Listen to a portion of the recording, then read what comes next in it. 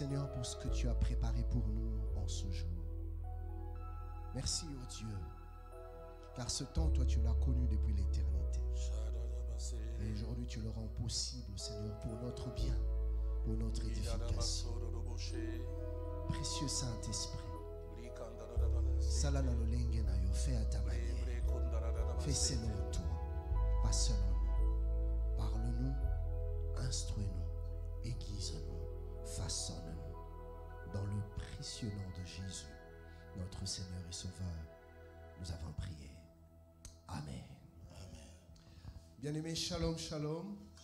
Bienvenue encore dans la présence de notre Dieu. Ce matin, ce n'est pas moi qui apporte la parole, mais celui qui va nous parler de la part du Seigneur, c'est notre Père, notre patriarche, l'apôtre Roland Dallot. Il n'est pas venu seul, il est venu ce matin avec son épouse.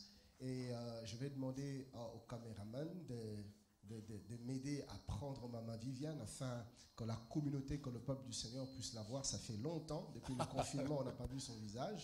Maman Viviane est bien là. Merci Maman Viviane, on va faire un coucou juste de loin là. Gloire à Dieu, que le nom du Seigneur soit glorifié. Alléluia. Alors que l'apôtre s'avance, nous nous apprêtons à recevoir la parole du Seigneur.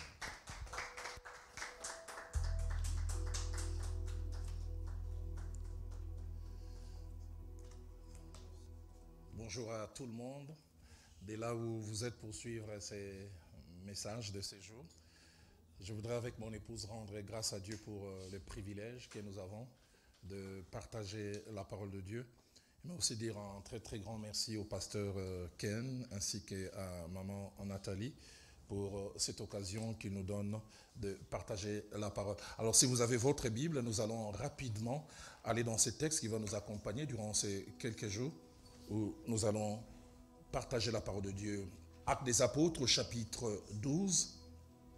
Et si c'est tout le chapitre qui nous intéresse durant ces quelques semaines où je serai avec vous, ce matin, en ce jour, ce sont les 6 premiers versets. Actes des Apôtres, chapitre 12, du 1er au 6e verset. Vers le même temps, le roi Hérode s'est mis à maltraiter quelques membres de l'Église. Soulignez bien cela, s'est mis à maltraiter quelques membres de l'Église. Il fit mourir par l'épée Jacques, frère de Jean. Et soulignez encore ça, il fit mourir par l'épée Jacques, frère de Jean. Voyant que cela était agréable aux Juifs, et je voudrais encore que vous puissiez souligner cela, voyant que cela était agréable, des mauvaises choses sont faites, mais ça plaît à certaines personnes. Il fit encore arrêter Pierre. C'était pendant le jour de pain sans levain. Après l'avoir saisi et jeté en prison, il est mis sous la garde des 4 escouades, des 4 soldats chacune, avec l'intention de le faire comparaître devant le peuple après la Pâque. Pierre donc était gardé dans la prison et l'Église ne cessait d'adresser pour lui des prières à Dieu. La nuit qui précéda les jours où Hérode allait les faire comparaître, Pierre, lié de 2 chaînes, dormait entre 2 soldats et des sentinelles devant la porte gardaient la prison. Amen.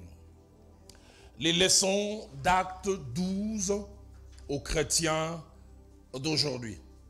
Durant ces quelques séances, nous allons laisser ces merveilleux chapitres enrichissants, nous enseigner. Partant des choses que nos aînés, ceux qui nous ont précédés dans cette marche, parce que nous ne sommes pas les premiers, ceux qu'ils ont connus, ceux qu'ils ont vécu, ceux qu'ils ont expérimenté, l'Église à ses débuts. Et le Saint-Esprit, au travers de ces textes, a imprimé dans mon cœur comme une pensée forte, certaine, évidente. Mais disons que certaines choses qui sont passées au début vont aussi se passer dans les jours qui viennent. Et parmi les leçons que Acte 12 nous enseigne, à nous, chrétiens d'aujourd'hui, la toute première que nous retrouvons dans les 3 premiers versets, c'est que l'Église doit être préparée et être prête à souffrir. L'Église doit être préparée et prête à souffrir. Durant cette période de confinement, avec cette pandémie qui est arrivée, qui a changé les cours de l'histoire, faisant comme une pause, arrêtons presque tout. J'ai dû m'arrêter quelquefois en disant, Seigneur, je ne pense pas que ce soit un hasard qu'une telle chose arrive, ne touchant pas un seul coin du monde, mais quasiment toute l'humanité. Qu'est-ce qui se passe? Et j'ai jamais oublié ces jours où j'étais seul au bureau. J'ai d'abord entendu persécution, persécution, persécution. Et l'Esprit de Dieu me disait, la saison de la persécution va revenir. Il m'a dit, comme vos aînés ont connu au début de la foi, quand je dis la foi de l'Église chrétienne, ça a été dans des larmes, dans des souffrances. La persécution va revenir. J'oublie jamais ce mercredi matin, alors que j'étais arrivé au bureau aux alentours de 7h, 7h30. Je me suis mis à prier durant quasiment 2 heures. Et je vis ces 2 images. Je voyais plusieurs églises disséminées à travers le monde, au travers même du globe terrestre. Et je voyais des gens, des archers, entourant les églises, prêts à lancer des flèches. Et j'ai vu la 2e image, j'ai vu des gens venant avec des marteaux, cassant les églises. Je me disais, j'aurai le temps peut-être d'en parler avec lui. Et ce matin-là, Dieu m'a dit, quand ce mouvement va commencer, ça touchera principalement d'abord l'Occident et l'Hexagone, pour ne pas dire la France. Et j'ai vu cette image qui me revient encore. J'ai vu notre frère Yvan Castanou qui dormait et puis des gens venant comme mettre des excréments humains sur sa peau, sur ses habits et attirant des mouches. Et Dieu m'a dit, prie pour lui, il sera l'objet des attaques. Les gens voudront les salir. L'Église doit être préparée et prête à souffrir. Lorsque nous parlons de souffrance, nous pensons à une chose. C'est le fait de vivre ou d'expérimenter des situations qui causent 3 choses. Premièrement, ça cause les désagréments. Ça nous met mal à l'aise. Ça touche la qualité de vie. Quand souffrance il y a désagrément. Deuxième chose qui cause la souffrance, c'est la douleur ou la peine. Cette peine peut être morale, émotionnelle et même physique. Mais troisièmement, la souffrance cause des dégâts et des dommages. Des conséquences pas inimaginables. Des conséquences réelles. Et avant de mentionner cette vérité attachée à la souffrance qui a été une réalité connue par l'Église primitive et qui sera dans les jours qui viennent, parce que Dieu me l'a imposé, quelque chose qui va s'attacher à nous. Je voudrais dire 2 choses en transition. La première, c'est que les humains que nous sommes, j'ai dit nous, vous et moi, nous n'aimons pas la souffrance et ne souhaitons pas qu'elle nous arrive. Nous n'aimons pas. Peut-être vous qui me regardez, vous l'aimez. Et deuxième chose, les humains que nous sommes prêts à tout pour éviter la souffrance. Empêcher qu'elle puisse arriver. Actes des Apôtres 12 que nous avons lu, nous dit vers le même temps, le roi Hérode s'est mis à maltraiter quelques membres de l'Église. Subitement, il fit mourir par l'épée Jacques, frère de Jean. Et le verset 3 ajoute, voyant que cela était agréable aux Juifs, il fit encore arrêter Pierre. Et l'idée, c'était aussi de les décapiter, comme Jacques. Et parmi les 7 vérités attachées à la souffrance, la première, c'est que la souffrance fait partie de notre héritage en tant que croyants. En tant que croyants, nous devons savoir que la souffrance fait partie de notre lot, fait partie de notre héritage. Aujourd'hui, nous avons une forme de vie chrétienne que j'appelle une vie chrétienne péridurale. La péridurale, c'est cette trouvaille de la science moderne qui veut éviter les souffrances de la femme qui accouche.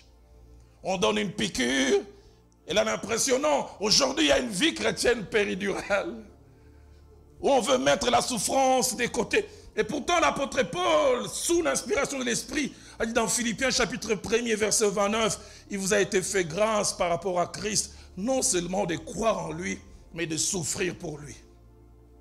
Église, préparons-nous à souffrir. Nos aînés ont souffert. Certains ont été jetés aux bêtes sauvages. Certains, j'ai lu l'histoire de l'Église, certains ont été mis dans l'huile bouillante. On parle de la persécution, la première sous l'empereur Néron. Des chrétiens ont fait office des flambeaux. Certains, on les coupait la langue. Lisez l'histoire de l'Église, elle a commencé dans la souffrance. À cause de leur foi, ils ont commencé à se cacher dans des catacombes. Ils ont commencé à prier loin des regards. Il nous a été fait grâce non seulement de croire en lui, mais encore de souffrir pour lui. Dans Marc chapitre 10 au verset 30, Jésus-Christ parlant de ce qui est appelé à être notre héritage en tant qu'enfant de Dieu, nous qui avons abandonné plein de choses pour lui, il a parlé de ce qui est appelé à être notre partage dans le siècle présent au centuple. Il dit ceux qui ont laissé plein de choses, ils auront des maisons, des frères, des sœurs, des mères, des enfants, des terres. Mais puis il ajoute avec des tribulations. Ça, nous passons rapidement. Nous voyons plus la première partie. Il ajoute avec des tribulations. Une autre version dit avec beaucoup de tourments. Une autre version dit encore avec beaucoup de souffrances. Actes des Apôtres, chapitre 14, verset 22. Alors que l'apôtre Paul est en Antioche, il fortifie l'église. En fortifiant l'esprit des disciples et en les exhortant à persévérer dans la foi, il leur dira, c'est par beaucoup de tribulations qu'il vous faudra entrer dans le royaume de Dieu. Beaucoup de souffrances. La version Alfred Cohen dit, il vous faut passer par beaucoup d'épreuves et beaucoup de moments difficiles. Deuxième vérité attachée à la souffrance, c'est qu'en tant que chrétien, nous aurons des souffrances, mais des souffrances qui ont des degrés. La souffrance est un seul mot, mais en termes de réalité, la souffrance a des degrés. L'Église primitive a connu ça et nous aussi nous allons connaître. Et je le crois parce que l'Esprit de Dieu me l'a imprimé dans le cœur. Nous partirons de la petite souffrance appelée indexation. On nous indexe. On va nous étiqueter. On va se moquer de nous. Jusqu'à ce que ça touche notre physique. Ça commence déjà petit à petit. Dans certains coins, ceux qui croient à l'évangile, on les appelle de vieux jeux. Des gens qui n'ont pas évolué. Des gens d'un autre siècle. J'oublie jamais ce jour, je suis dans les TGV quittant Paris allant pour Bruxelles et j'avais pour voisin un jeune homme à peine 22-23 ans. Et puis il m'a vu lisant ma Bible, il m'a demandé, monsieur, pardonnez-moi, je ne connais pas ce livre, c'est quoi? J'ai dit, c'est la Bible. Il dit, ah bon, ça se lit encore? Peut-être chez vous en Afrique. Les gens modernes ne croient pas ou ne croient plus à ces choses. La souffrance, ça sera, on va nous étiqueter, on va nous appeler de tous les noms. Aujourd'hui, de plus en plus, il y a un courant qui tend à faire accepter un certain mode de vie, une certaine tendance sexuelle. Et malheur à celui qui s'oppose, on dit qu'il n'a pas évolué avec les temps. Il est vieux jeu. On va nous coller ces étiquettes. Et ça ne va pas s'arrêter là, ça ira plus loin. Nous vivrons dans les jours qui viennent la petite souffrance, mais nous vivrons aussi peut-être la grande. Dans Hébreux chapitre 11, versets 36 à 37, parlant de ce que certains ont connu à cause de la foi, l'apôtre sous l'inspiration, il dit d'autres subir les moqueries. Les moqueries. Je me souviens quand on s'est convertissé, les gens se moquaient de nous, ils disaient, Lingala, à Sota. Il a raté une époque de la vie. Ils subirent les moqueries, les fouets, les chaînes, la prison. Et la Bible ajoute, ils furent lapidés, sciés, torturés. Ils moururent tués par l'épée, persécutés et maltraités. Dans 2 Corinthiens chapitre 11, versets 23 à 24, l'apôtre Paul voulant certifier son appel au ministère, il dira, sont-ils ministres de Dieu? Il dit, je le suis bien plus encore. Il dit, je suis ministre par les coups, par les emprisonnements. 5 fois j'ai reçu jusqu'à 40 coups moins 1. Trésor, tu vivras plus longtemps que moi. Prépare-toi à 40 coups moins 1. Ça ne sera plus seulement un verset, ça sera une réalité. 40 coups moins 1. J'aimerais dire à Trésor, parce que bête est bon à Yesu. Fimbo, neti bakanja.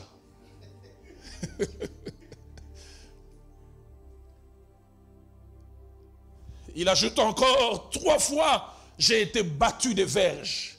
Voilà l'évangile. Voilà les prix qu'ils ont payés.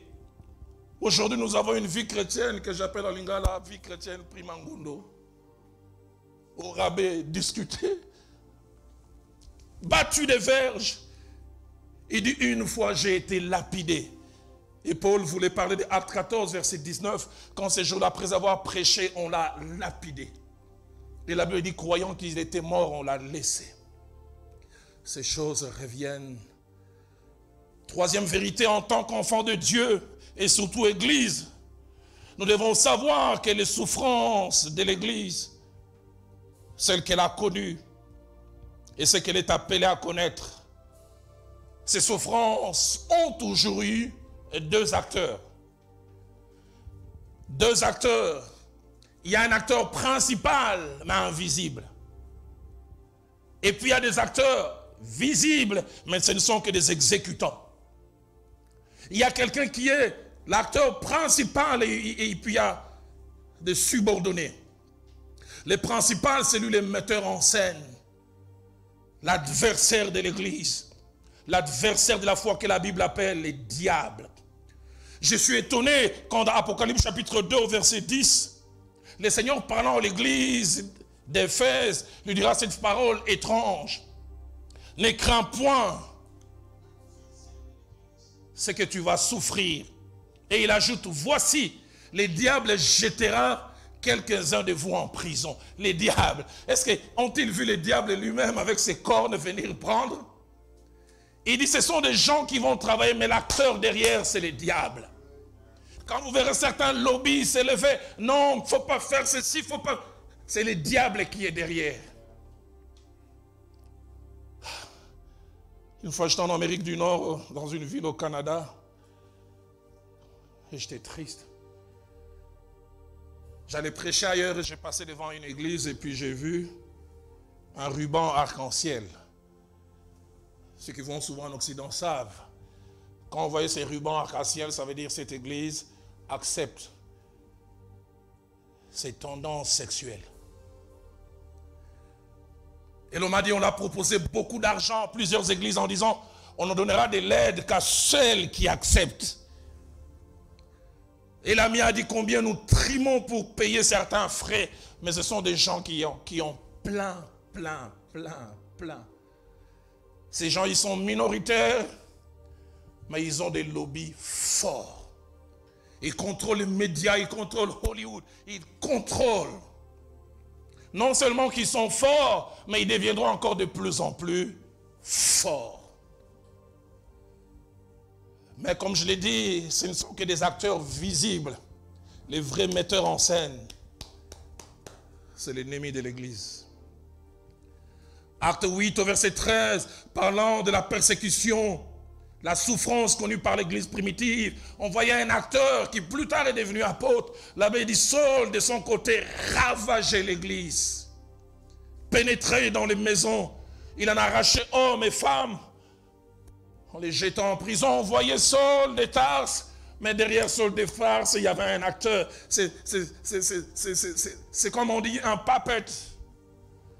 Dessin animé, c'est quelqu'un qui tire les ficelles et qui pousse à faire. Le jour qui vient, des décisions seront prises. Ça a commencé un peu dans certains pays. C'est vrai, il y a un petit côté désordonné par rapport à nos églises. Et des fois, il y a besoin d'ordre. Mais ça a commencé dans certains pays où les politiques ont commencé à vouloir réglementer, contrôler. Avez-vous entendu parler de certaines églises en Afrique? On a fermé des dizaines. Et ça ne fait que commencer. Retenez ces dates, vous vous souviendrez de ces jours. Quatrième vérité, cette souffrance qui nous attend et que l'Église la première a connue n'a pas comme cible monsieur et madame tout le monde. La souffrance ne vise pas tout enfant de Dieu ou ceux ou celles qui se réclament comme tels. Elle vise premièrement les vrais enfants de Dieu. Les authentiques enfants de Dieu. Ceux qui veulent marcher dans la crainte de Dieu. De Timothée chapitre 3 verset 12 dit, or tous ceux qui veulent vivre pieusement en Christ seront persécutés. Vous voulez vous attacher à la sainte doctrine, vous serez persécutés. Alfred Cohen dit, tous ceux qui sont décidés à mener une vie d'attachement à Dieu dans la communion avec Jésus-Christ connaîtront la persécution. Mais ça ne vise pas seulement les enfants de Dieu, ça vise aussi un enseignement. Il y a des enseignements qui seront laissés en paix. Dans Actes des Apôtres, chapitre 22, au verset 4, écoutez ce que Saul de Tarse a dit quand il était persécuté. Il dit, j'ai persécuté à mort cette doctrine, cet enseignement. Il y a des enseignements qui seront laissés en paix. Des gens qui disent la grâce, tout le monde peut être sauvé. Mais des gens qui prêcheront l'évangile sain. Parce que l'évangile est vrai à des absolus.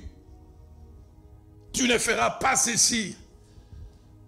Combien aujourd'hui on veut aller faire du politiquement correct pour ne pas léser. Je me souviens, j'avais finalement raté cette invitation dans un pays scandinave.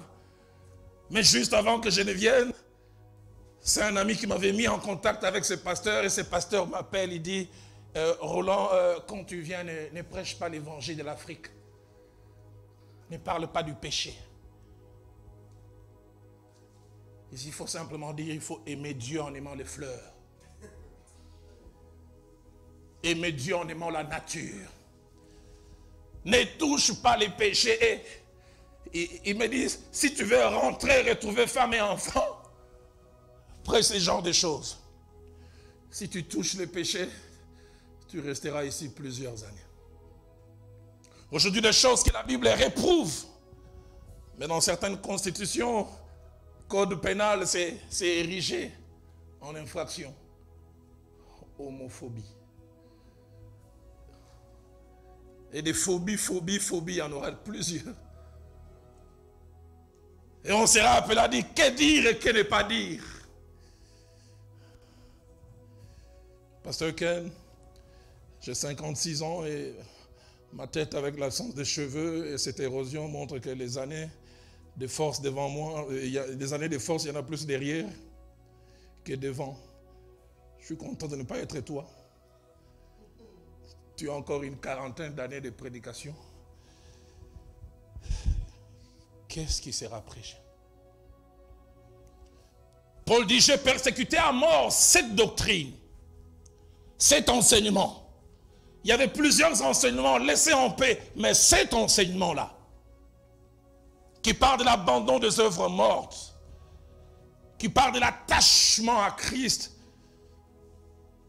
Cinquième vérité, la Bible parle clairement aux chrétiens que nous sommes en mentionnant que la période finale de l'histoire de l'humanité sera caractérisée non pas par la paix, la quiétude. Église, le temps qui vont nous amener jusqu'à l'enlèvement. J'ai aimé cette série que le pasteur Ken est en train d'aborder sur les 10 vierges. J'ai suivi 2 exemples. Quelle richesse. Et cette période dans laquelle nous vivons déjà et qui va de plus en plus crescendo, ce ne sera pas un temps de paix, un temps de quiétude, de tranquillité pour l'Église, mais un temps de souffrance. L'apôtre Paul, non pas comme quelqu'un dans un bureau d'études, on les appelle en Europe des futurologues, des gens qui étudient le futur par rapport à certains indices.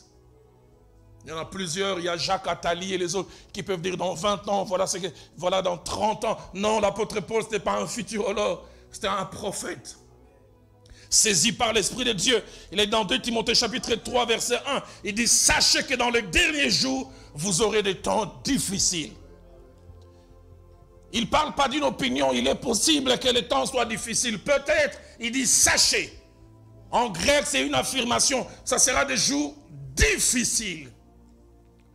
Difficile pas pour tout le monde, difficile pour la foi. Et après, il montre pourquoi ça sera des jours difficiles. Parce que les gens seront ennemis des gens de bien. Blasphémateurs, fanfarons, aimant le plaisir plus que Dieu. Et c'est dans ça que nous sommes et que nous serons encore. Alfred Cohen dit, la période finale de l'histoire de ce monde sera une période périlleuse et trouble. C'est vers ça que nous allons. C'est vers ça que nous allons. Dernièrement, j'étais dans une ville des États-Unis, j'ai ouvert la télé. J'avais mal pour cette dame de 42 ans. On lui a intenté un procès.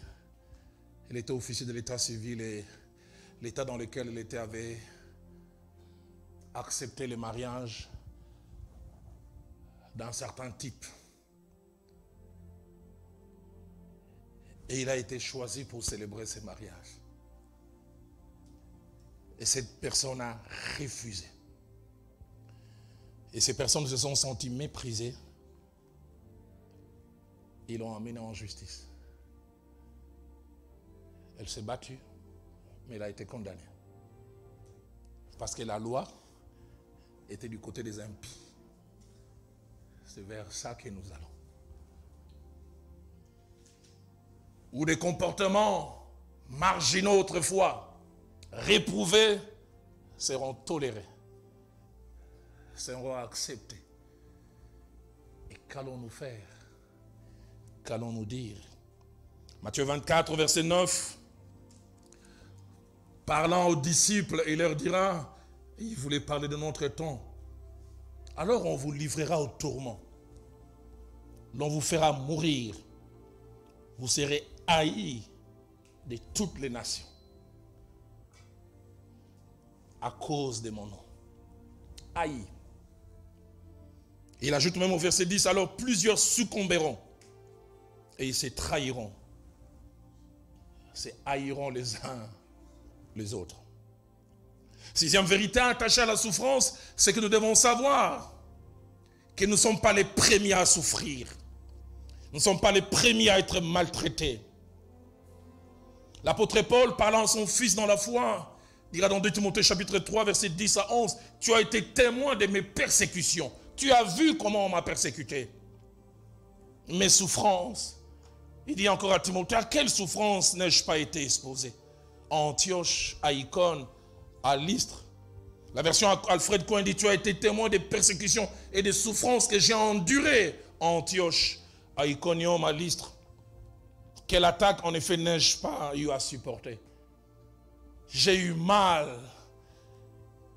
J'ai eu à prier pour ses frères. Je suis passé par cette église, je pense, il y a 4 ou 5 ans, vers la région de Strasbourg. Ils ont eu le malheur, alors que les informations n'étaient pas encore suffisamment répandues sur la pandémie actuelle. Ils ont organisé une réunion. Et j'ai appris même après que c'est là où papa Mamadou Karambiri et sa femme ont attrapé la maladie. Et plusieurs de ceux qui ont assisté à ces grands rassemblements, fin février je pense, début mars, ont attrapé la maladie. Et comment les gens en France ont tiré à boulet rouge sur cette église. Certains ont dit on doit la fermer. On doit arrêter ces rêveurs. Et j'ai entendu dernièrement quelqu'un à l'Assemblée nationale française dire, on fait une accalmie, le temps que ça passe, mais on reviendra pour s'occuper de ces gens. Nous ne sommes pas les premiers à les vivre. Jacques chapitre 5 au verset 10, l'apôtre Paul parlant des prophètes d'autrefois, il dit ce sont des modèles de patience et de souffrance. Des modèles de patience et de souffrance. Jérémie parlant de lui-même, il dit chaque fois qu'il doit parler, il doit crier parce que les gens ne croient pas. Nous ne sommes pas les premiers à souffrir. L'un des plus merveilleux cours que j'ai eu dans ma formation théologique, c'est le cours de l'histoire de l'Église. Combien de fois dans nos églises, on doit reparler de ces choses? La foi qui est la nôtre est bâtie sur le sang de ceux qui ont payé les prix. J'aime beaucoup ce que l'un de mes profs a dit à Nairobi, je vais essayer de le traduire en français. Il a dit, le sang des martyrs, c'est la sémence de l'Église. Des gens sont morts pour la foi. Pour que nous puissions lire cette Bible tranquillement. des gens ont payé les prix. Nous ne sommes pas les premiers. Avant de se convertir, Saul de Tarse a été un instrument de souffrance pour les croyants. Il est dit lui-même à plusieurs reprises. Acte 22, 4, il dit « J'ai persécuté à mort cette doctrine, liant et mettant en prison des hommes et des femmes. » Il semble que les croyants, les premiers, ils étaient obligés de se cacher pour prier. Acte 26, 9 à 10, lui-même parlant, il dit qu'il agissait vigoureusement contre le nom de Jésus de Nazareth. Il dit, j'ai fait jeter en prison plusieurs saints à Jérusalem. L'histoire dit que Saul de Tarse, quelquefois, il avait un cheval et il liait des croyants qui s'attachaient à Christ et il faisait rouler son cheval et ces gens étaient au contact du sol, blessés. Dans Galates 1, verset 13, écoutez ce que lui-même dit. Il dit qu'il a persécuté à outrance et ravagé l'église de Dieu. La version Alfred Coin dit, j'ai persécuté l'église de Dieu, cherchant à la détruire là où je pouvais.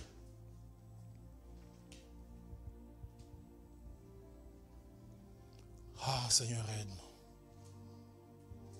Apocalypse 2, 10, nous l'avons mentionné tout à l'heure. Le Seigneur parlant à l'église d'Éphèse dit, ne crains pas ce que tu vas souffrir. La souffrance va venir te visiter. Voici le diable jettera quelques-uns de vous en prison, afin que vous soyez éprouvés, et vous aurez une tribulation de 10 jours. Septième et dernière vérité, c'est que la Bible nous exhorte et nous demande en tant qu'enfants de Dieu d'avoir 4 attitudes face à la souffrance. 4 attitudes. La première, c'est être prêt à l'affronter. Prêt à l'affronter. Acte 21, verset 13. Alors que l'on parle d'une souffrance que l'apôtre Paul devait connaître, on dit, cet homme, c'est un prophète qui parle. S'il monte à Jérusalem, il sera arrêté. Voilà ce qu'on va faire de lui. J'aime la réaction de l'apôtre Paul. Il dit, je suis prêt non seulement à être lié, mais encore à mourir à Jérusalem pour le nom du Seigneur Jésus. Où sont les gens qui sont prêts à mourir? J'ai suivi ces témoignages. À l'époque, mon aîné, Papa Sita Louemba, il était à Amsterdam. Et il parlait des églises persécutées.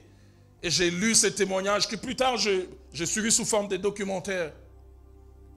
Combien dans l'ex-URSS se fermait à l'évangile. Un groupe de jeunes gens, 8 ou 10, je ne sais plus très bien. Ils étaient en train de prier à un endroit fermé et ils entendent le bruit de la police qui frappe. Et la police ouvre 4 jeunes gens, baraqués, les corps travaillés par la culture physique. Ils ont dit, on empêche aux gens de prier, vous continuez à prier. Ceux qui veulent continuer à prier, ils finiront la prière au ciel. Ils ont pris leurs armes, ils ont chargé, braca. Ceux qui veulent mourir vont rester.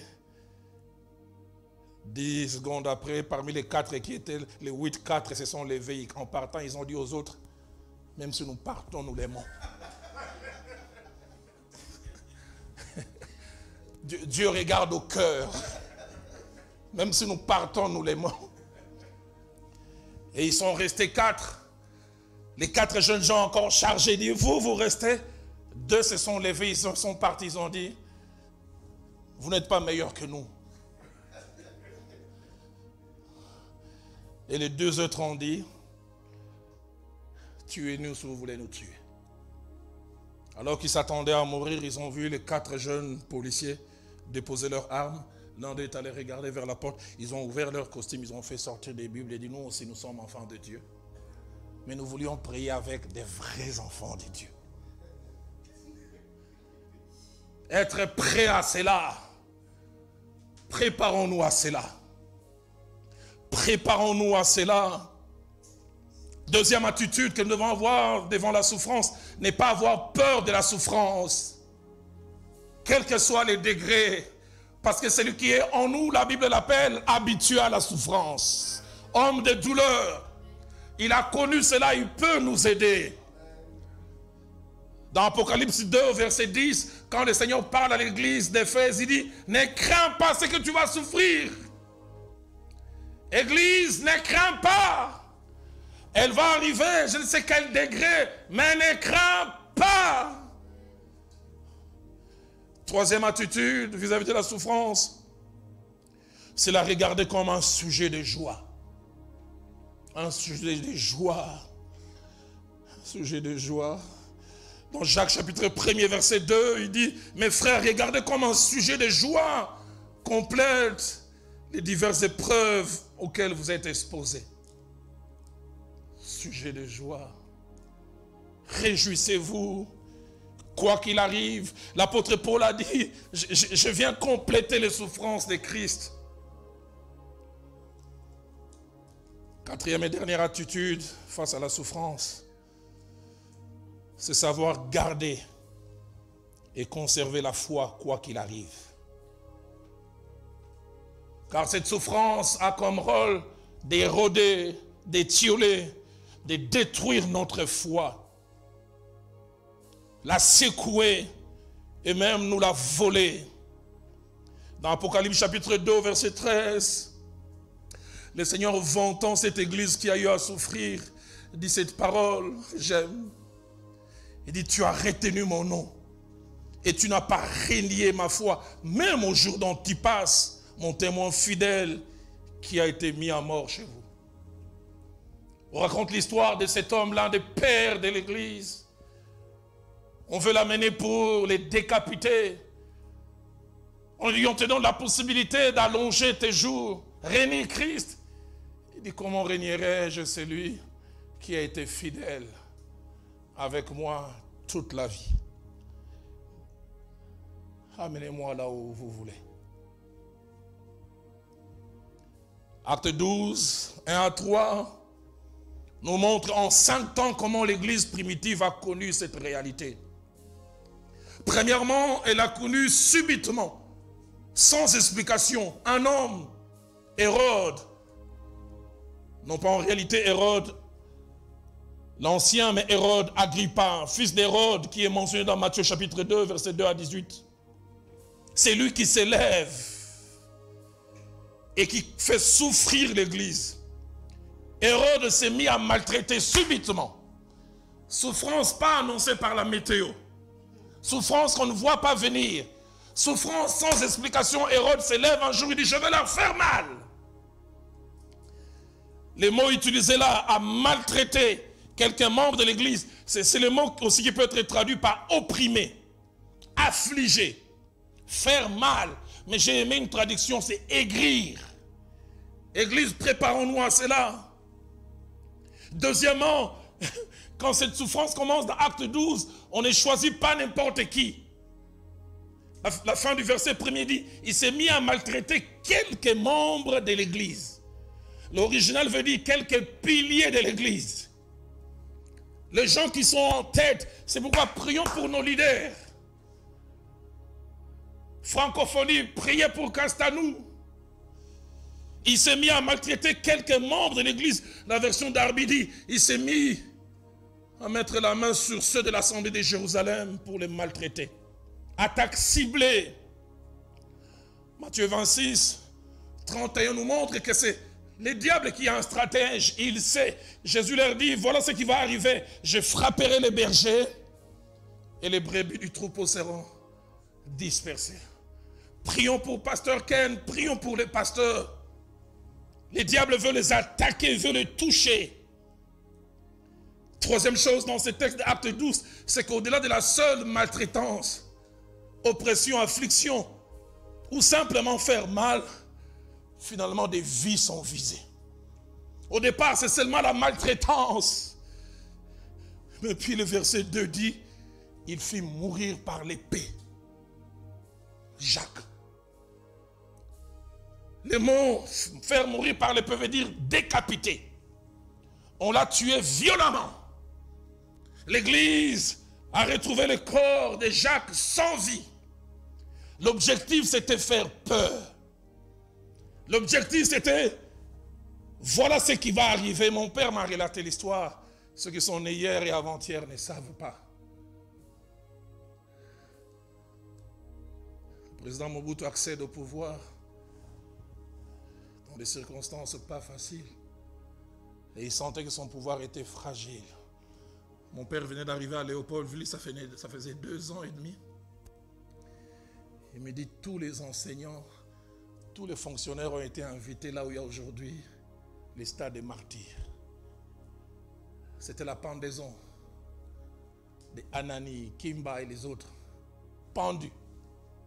Tous ont assisté. Mon père m'a dit, il y a un qui, alors qu'il était en train d'être pendu, la langue était sortie, mais il ne mourait pas. Il semble qu'il était dans certains groupes mystiques. Il a dit, si vous me coupez l'ongle, et si vous me coupez un peu des cheveux, je vais mourir. Et quand on a coupé, il a rendu l'âme, il y a eu tremblement de terre. Et les jeunes Mobutu est passé et dit, voilà ce qui va arriver à tous ceux qui toucheront à mon pouvoir. Mort violente. Jacques décapité. Et tout le monde est en train de voir. Hey, si j'ose, voilà ce qui va m'arriver. C'est vers ça que nous allons. Créer un traumatisme. Faire peur. Décourager. S'aimer la terreur. Seigneur, aide-nous. 4e chose attachée à ces textes, c'est que cette façon de faire, autant elle faisait mal à l'église, mais bizarre, elle plaisait et faisait l'affaire de certaines personnes.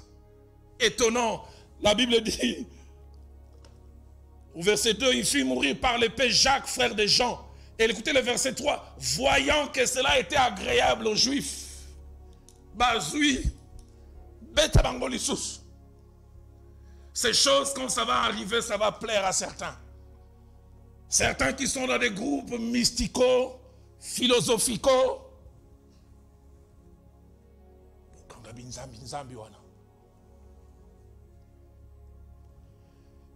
Ça plaît à certains. Agréable. La version Alfred Cohen dit, cela plaisait aux Juifs et Hérode gagnait leur faveur. 5e chose dans ces textes, avant que peut-être nous touchions, le 2e point que je vais juste commencer à aborder aujourd'hui avant de clore. La 5e, c'est que il a voulu aller plus loin. Il a commencé à aimer ses jeux. La Bible dit, voyant que cela était agréable aux Juifs, il fit encore arrêter Pierre. Il n'a pas fait parce qu'il voulait. Et il a vu, et l'histoire dit que il sentait que, parce qu'il semble que Hérode, Agrippa, quand il est arrivé, les gens ne l'aimaient pas beaucoup. Mais quand il a senti que ce qu'il faisait du mal a commencé à être apprécié, il dit, je veux aller plus loin. Église, je viens de la part du Seigneur nous dire, préparons-nous à la maltraitance. Préparons-nous aux souffrances qui viennent. Deuxièmement, Église, je viens nous dire, les jours qui viennent seront des jours de souffrance. Troisièmement, Église, j'aimerais nous dire que ça commencera par des moqueries. On parlera de l'inutilité de la foi. Plus de rigueur dans l'exercice de la foi. Des restrictions jusqu'à ce que le vrai jeu puisse être étalé. Église, préparons-nous à des jours difficiles pour la foi et surtout pour la saine doctrine. Alors que je priais, le Seigneur a mis en moi cette parole que j'ai eu difficile à donner. Il m'a dit, Roland, dis cela à l'église. Jérémie chapitre 12, verset 5. Jérémie était fatigué de souffrir. Jérémie était fatigué de travailler dans un moment où il était persécuté, il était indexé. Et il avait l'impression que ça n'était trop. Écoutez ce que Dieu lui dit. Jérémie, si tu cours avec des piétons et qu'ils te fatiguent, sache que bientôt tu vas courir avec des chevaux. Église, si vous estimez que maintenant déjà c'est beaucoup, j'aimerais vous dire comme quelqu'un,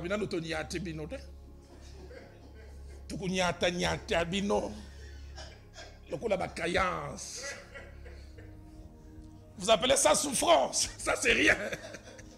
Ça c'est l'école maternelle de la souffrance.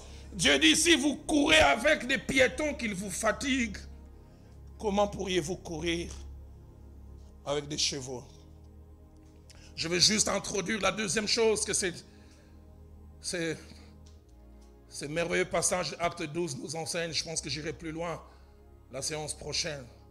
La deuxième leçon que Acte 12 nous apprend, c'est qu'il y a et il y aura des moments où face à nos défis, face à nos difficultés, nous n'aurons que comme seule arme la prière. Il y a et il y aura des moments où nous n'aurons que comme seule, unique réponse face à nos défis, la prière. Il y a des moments où devant nos défis, devant nos problèmes, nous avons quelques armes. Nous avons quelques possibilités de réponse. Je dirais nous avons du répondant. Mais il y a et il y aura des moments où nous aurons l'impression de combattre avec des adversaires qui ne sont pas de la même catégorie que nous. C'est comme si un peu en boxe, tu es poids mouche, tu as 50 kilos, tu combats avec un poids lourd. C'est comme si tu es un petit pays d'Afrique, Lesotho, on dit tu auras la guerre avec les États-Unis. J'ai entendu un homme dire, David et Goliath, c'est seulement dans la Bible que David gagne. Dans la vie réelle, c'est toujours Goliath. C'est seulement dans la Bible que David gagne. Les jours viennent où nous aurons l'impression d'être comme devant un géant. Hérode s'élève. Il a toutes les armées. Il a tout un pays. Et puis il a la faveur du peuple. L'Église ne sait que faire. Mais j'aime ce que le verset 5 dit. La seule réponse de l'Église, l'Église ne cesse de prier. Nous n'avons personne qui va aller affronter Hérode. Nous n'avons personne qui va prendre des armes afin que nous luttions. Nous allons utiliser l'arme des faibles. L'arme de la prière. Église, j'aimerais nous dire, la prière, ça marche. Et j'ai comme l'impression que Dieu a voulu tous ces dons sont difficiles pour que l'Église réapprenne cet exercice qui a fait sa force autrefois, qui a soutenu nos aînés et qui peut nous soutenir encore. L'Église ne cessait de prier. Humainement parlant, il n'avait pas de réponse. Les matchs, les combats étaient perdus d'avance. Humainement parlant, il ne savait pas où commencer. Il y aura des moments où la prière s'imposera à nous. C'est-à-dire nous n'aurons pas de choix et l'alternative que de prier. Soit nous ne faisons rien et nous subissons, soit nous pratiquons la vieille méthode, mais toujours efficace, qui est la prière. Je voudrais rapidement dire quelques vérités en rapport avec la prière, et puis on va prier. La première, c'est que le Dieu de la Bible aime la prière, et il répond à celle-ci. Dans Psaume 65, au verset 3, le psalmiste dit, toi qui écoutes la prière, tous les hommes viendront à toi. Il entend la prière. Deuxièmement, la pensée de Dieu, c'est que la prière doit être la première activité, et même l'activité centrale dans sa maison. Il y a eu un réveil qui a amené la louange, et j'ai entendu des phrases, que j'apprécie. Louer, c'est prier 2 fois. J'ai même entendu quelqu'un prier un jour dans une église, Seigneur, comme ta parole dit, louer, c'est prier 2 fois. Et comment Mawapi? C'est écrit où? J'aime la louange, j'aime l'adoration, mais rien ne remplace la prière. On place les genoux à terre. Les forêts du ciel appellent ça la génouologie. Matthieu 21, verset 13. Les jours où Jésus prend le fouet, il vient chasser les gens. Écoutez ce qu'il dit. Ma maison sera appelée une maison d'enseignement, n'est-ce pas? Maison du grec. Ça veut dire gokotos. Maison de l'hébreu. Ma maison sera appelée une maison de prière. Que l'église prie de nouveau. Que l'église revienne à l'arme de la prière. Que la prière devienne l'activité principale des prédicateurs. Que la prière devienne l'activité principale des hommes de Dieu. La prière et la prière encore. Troisièmement, le Dieu de la Bible s'intéresse à la prière et aux cris de ses enfants. Job 42, verset 9, parlant de la prière de Job en faveur de ses amis, dit, l'Éternel eut égard à la prière de Job. Il a égard à la prière. 2 Chroniques chapitre 30 plutôt, verset 27, parlant de la prière et des cris lancés par les sacrificateurs à l'époque du roi Ézéchias. La Bible dit, j'aime ça, leur voix fut entendue et leur prière parvint jusqu'aux cieux, jusqu'à la sainte demeure de l'Éternel. Où sont les hommes qui prient et que cela touche la demeure de Dieu? Psaume 36, verset 7 dit, quand un malheureux crie, l'Éternel entend et les sauve de toutes ses détresses. Quatrième, c'est qu'il n'y a pas une seule façon de prier. Il y a plusieurs manières de prier. Acte 6, verset 18, dit, faites en tout temps par l'Esprit toutes sortes de prières. Dites avec moi, toutes sortes de prières. Des prières, des demandes, des prières courtes, des prières longues. Mais il y a aussi la prière avec le jeûne. Où sont les gens qui jeûnent, qui mettent les repas de côté? 2 Samuel 12, verset 16, David a un enfant qui est malade, il laisse le trône, il laisse la royauté, la Bible dit, il priant pour l'enfant et jeûna. Il y a la prière individuelle, il y a des fois la nécessité de prier en groupe. Acte 12, verset 5, non, l'église est en danger, personne ne prie chez lui. Ils se retrouvent ensemble, ils prient, ils prient. Mais il y a aussi la prière en langue, une arme de destruction massive. Acte 14, verset 15, l'apôtre Paul dit, je prierai par l'esprit, mais je prierai aussi avec l'intelligence. Il y a des moments où je n'ai plus de sujet, un peu comme l'apôtre Paul lui-même a dit. Il dit, l'esprit vient nous supplanter, nous suppléer, parce que nous ne savons pas ce que nous devons demander. J'aimerais dire à quelqu'un, l'une des plus merveilleuses prières, c'est de prier en langue. Tu pries pour de vrais besoins, mais que ton intellect ne connaît pas. Cinquième et avant-dernière chose en ce jour, c'est que Jésus-Christ, notre Seigneur, au jour de sa chair, a pratiqué la prière. Jésus était un prieur.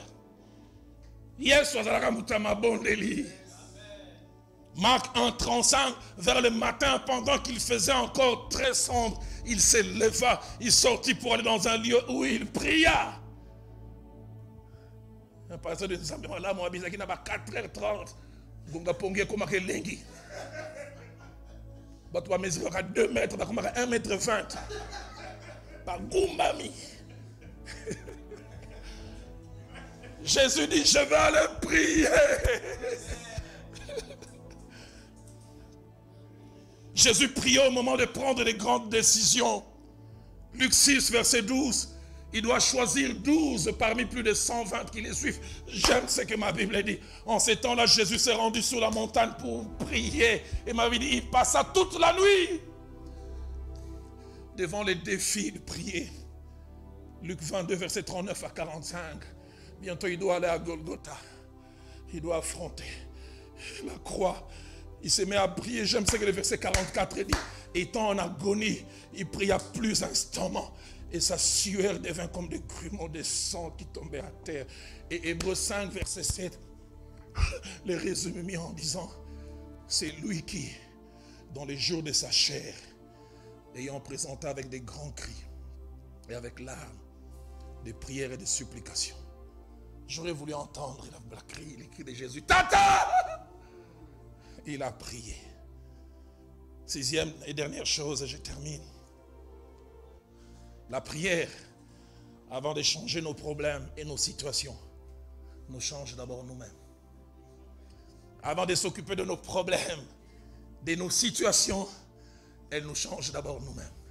Mon pasteur le fait Jacques-André Vernon disait, avant et après la prière, Dieu reste le même. Mais avant et après la prière, c'est celui et celle qui a prié qui change. Prie et tu verras. 1 Samuel 1,18, parlant de Anne, quand il a fini de prier à Silo, m'avait dit son visage ne fut plus le même. Son problème était le même. Son défi était le même. Son adversaire, Pénina, était la même personne, mais son visage n'était plus le même. Quand elle est rentrée, Pénina s'est demandé, mais elle ne pleure plus, la prière a fait quelque chose. Matthieu 26, verset 46, Jésus-Christ a prié 3 fois à Gethsemane. Il dit, Père, s'il est possible, éloigne de moi cette coupe. Et la prière qui amène des provisions célestes pour des combats terrestres. Ma Bible à moi dit, et c'est Luc qui en parle, il dit, un ange du Seigneur vint pour les fortifier. En grec, c'est comme si un ange lui tapait à l'épaule, dit, maître, courage. Et le même qui tremblait, qui disait à ses disciples, vous n'avez pas pu tenir. Quand il a reçu les provisions célestes, il s'est levé. Il a dit, allons, car celui qui me livre approche. Il ne tremble, la prière nous change. Philippiens 4, 6 à 7. Ne vous inquiétez de rien. Mais en toute chose, faites connaître vos besoins à Dieu. Par des prières, des supplications et des actions de grâce. Et ma Bible m'a dit, et la paix de Dieu, qui surpasse toute intelligence, gardera vos cœurs et vos pensées en Jésus-Christ. L'église primitive aussi a prié. Mais aussi, la prière exige et exigera une arme importante. Premièrement, la foi en ces lieux vers qui nous tournons notre regard. Hébreux chapitre 11, verset 6 dit, car il faut que celui qui s'approche de Dieu croit que Dieu existe et qu'il est le rémunérateur de ceux qui le cherchent. Mais Jacques 1,6 dit, non seulement qu'il faut demander, mais il faut demander avec foi, sans douter. Et j'aime les psalmistes dans Psaume 94, verset 9. Il dit, celui qui a planté l'oreille, n'entend-il pas? Dimanche prochain, je continuerai, je finirai sur la prière et je montrerai combien cette prière de l'église a marché. Pierre a été délivré miraculeusement. Église, la prière, ça marche. J'ai jamais oublié un frère, je demande à notre chorale de revenir. Ces cantiques de Maman Laure Mbongo est monté dans mon cœur. Je sais pas si je vous prends à l'improviste, mais ça monte. Nangomba, Nangomba, Nangomba. Basalimine ne boza kolola lelo, Nangomba. Tout a commencé là-bas dans la prière. Et nous nous retrouvions avec un groupe d'amis, on était en train de prier il y a plusieurs années. Il y a un frère qui était à la cellule de Maranatha. Pas très grand détail. On devait avoir une veillée. Et tout le monde était fatigué. Certains commençaient à... Et certains disaient, Dieu ne se préoccupe pas de la position. Je peux prier, coucher, puis après vous entendez... J'entends encore ces frères, ils disaient, mais je vais prier. Même si je suis fatigué, je dois prier. Je dois prier. Je dois prier. Et c'est un homme qui a fait des exploits. Église, comme pour nos aînés, il y aura des moments, nous n'aurons que la prière. Est-ce que vous voulez lever ici, vous levez là où vous êtes? Nous allons chanter ces chœurs. Et nous allons demander à Dieu de nous soutenir individuellement et collectivement dans ces temps de maltraitance qui va commencer, qui va aller crescendo. Et nous allons dire, quoi qu'il arrive, nous allons bien réagir. Nous n'allons pas lâcher. Et puis après, nous allons dire, Seigneur, restaure ma vie de prière. Si elle a failli, maintiens-la. Si elle est au top. Alléluia.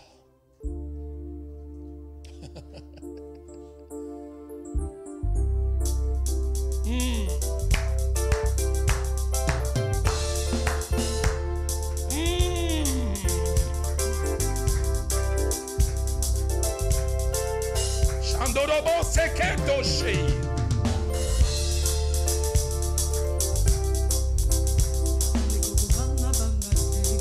Oyo asala elaka Alléluia.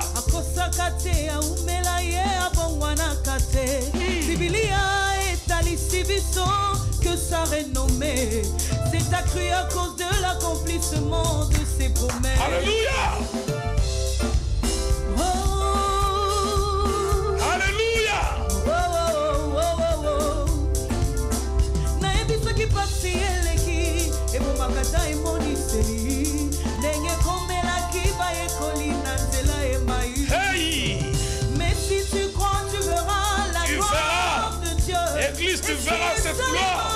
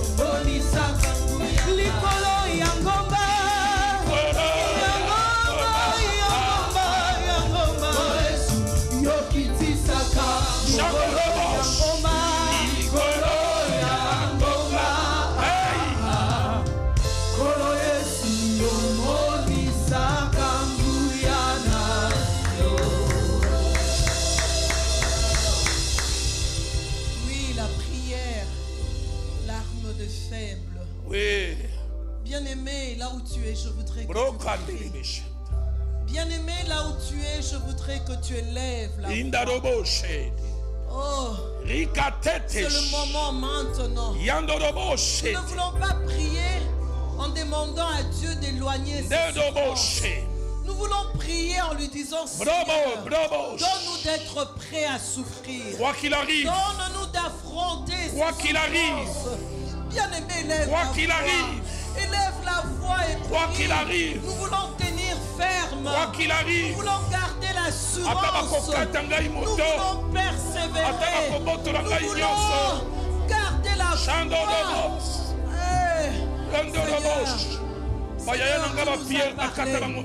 Seigneur, tu nous as parlé. Seigneur, c'est vrai. Entendre ces choses, ça fait peur. Mais dans notre prière, nous voulons regarder à toi. Nous voulons rester sur cette montagne en train de prier, en train de dire, Seigneur, viens à notre secours. Seigneur, donne-nous d'affronter. Donne-nous de garder la foi. Donne-nous de garder l'assurance. Donne-nous de persévérer. Donne-nous de continuer à élever très haut l'étendard de Christ. Seigneur, nous voulons continuer à brandir notre chrétienté, notre foi, quelles que soient les circonstances. Quelles que soient les circonstances. Oh, bien-aimé, bien-aimé, prie. Bien-aimé, prie, demande à Dieu. Je ne ferai jamais de politiquement correct. Ce jour-là, que nous puissions nous retrouver. qu'aucun de nous ne puisse se perdre. Hey, Jésus. Saint-Esprit. Ah. Bien-aimé, si tu sais parler en langue, parle en langue. Koraba Shandaraba. Korobo Santaraba Baba. Korobo Sinte. Kerebe Shandaraba Korobo Santa. Yiderebe Korobo Santa. Korobo Sinte. Korobo Shenderebe. Korobo Bobo Santaraba Baba. Yiderebe Korobo Sinte. Oh, robo, bobo, bobo. Yike rababa shandara baba seke. Korababa santa. Korababa shanta. Korababa shanta. Korobo santa. Yike re santa baba baba. Oh, rababa shanta. Oui, je veux te suivre. Oui, je veux te suivre. Oh, robo santa rebe korobo shanta.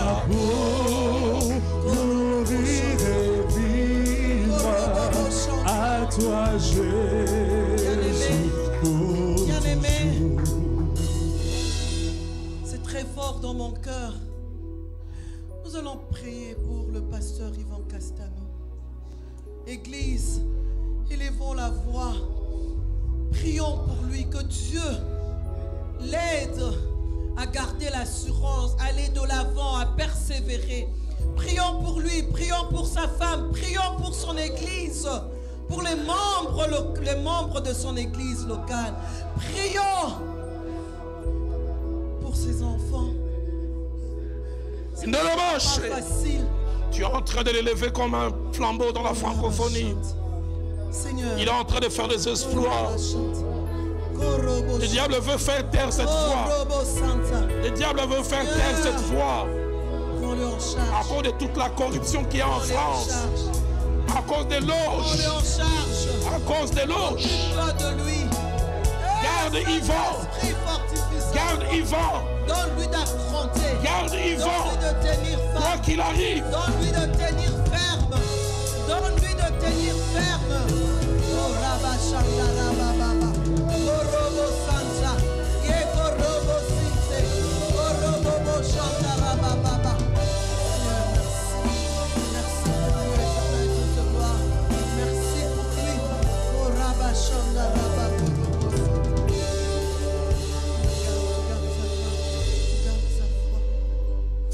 Seigneur, merci.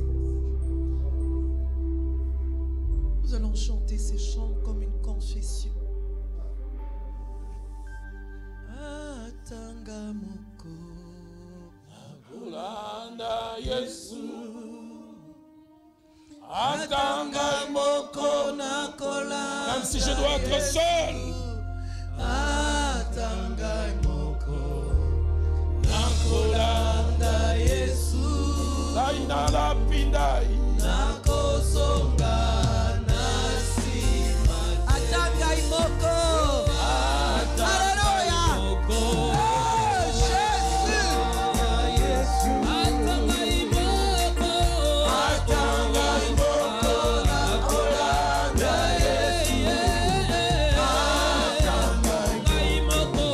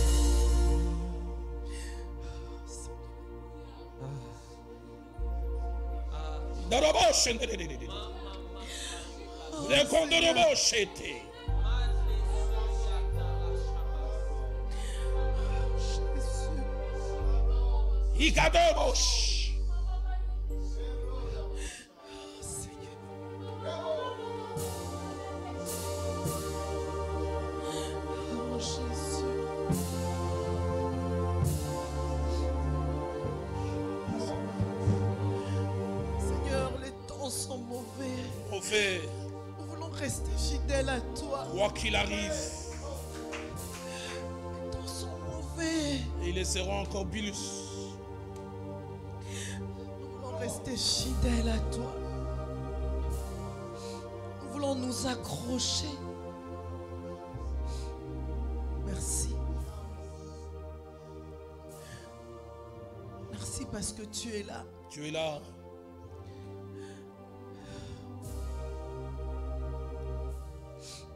Tu es là. Merci parce que tu es là. Tu es là. Merci pour ce message.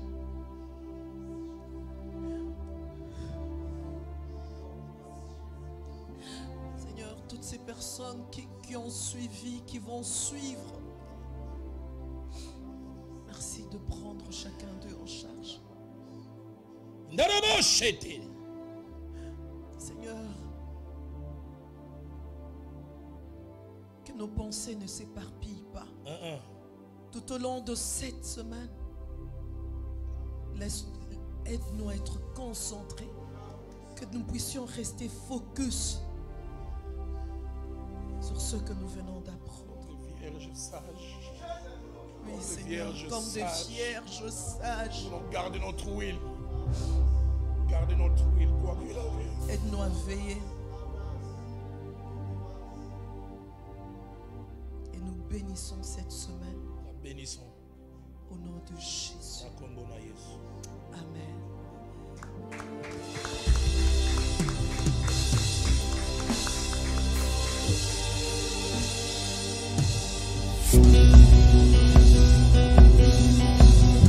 La grande question en ces jours est: qu'avait-il des grands que nous ne voyons pas et que Jésus seul voyait?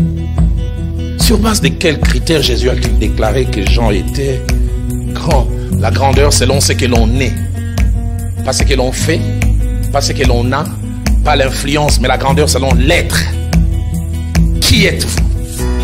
Et Jean-Baptiste était grand, non pas parce qu'il avait. Jean-Baptiste était grand, non pas parce qu'il savait. Jean-Baptiste était grand, non pas à cause de l'influence, mais Jésus a reconnu la grandeur de Jean-Baptiste à cause de ce qu'il était.